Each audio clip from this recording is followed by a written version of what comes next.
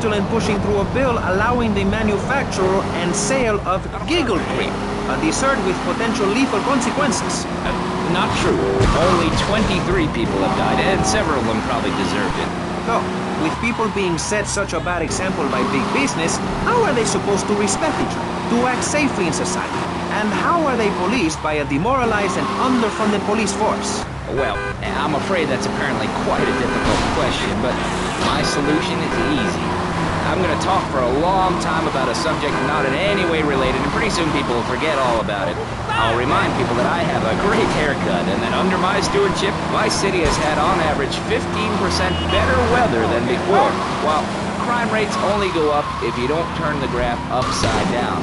Turn it upside down, and they have under me, Alex Shrub. Vote Shrub for president and you'll have a friendly face in the White House, a man you can trust, a local man who likes golf and laughing and photo opportunities at your store or place of business. Just send me a letter. I'll send you an automated photocopied response. We call it democracy, and that's where the money goes. Just a minute. Don't interrupt. Let me finish. But you're not... And this man won't let me speak. You, Shorty, shut up and let me speak. I'm taller than him, ladies and gentlemen, by at least 3 inches, which means I'm a lot more respectable looking. Everyone knows politicians lie and steal and cheat, but at least with me in charge, you know I look good and I have a very supercilious manner. Besides which, I've been abroad and I prefer it here because I'm a man of the people. Vote Shrub. You'll get richer and you won't feel guilty about it. Enough!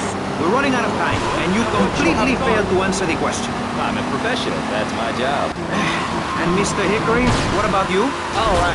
These problems are typical of what happens with an open border to the north. The state is filling up with trash. People who can't tell the difference between a swamp and a marsh. Guys who don't know the first thing about the legality of marrying within the family. That's why we need a river.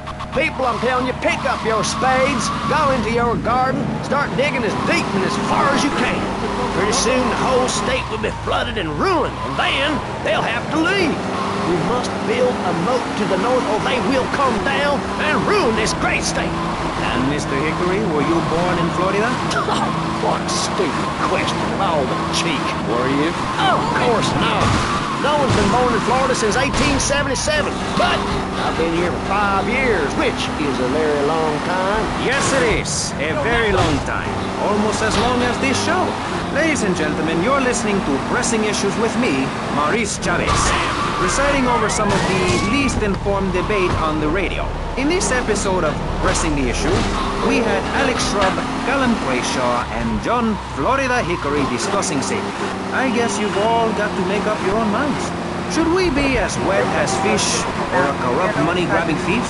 Gentlemen, I feel we really got somewhere, and that Vice City and people everywhere know a lot more than they did before we began. And now, over to Jonathan and Melissa to talk to you about public radio in your area.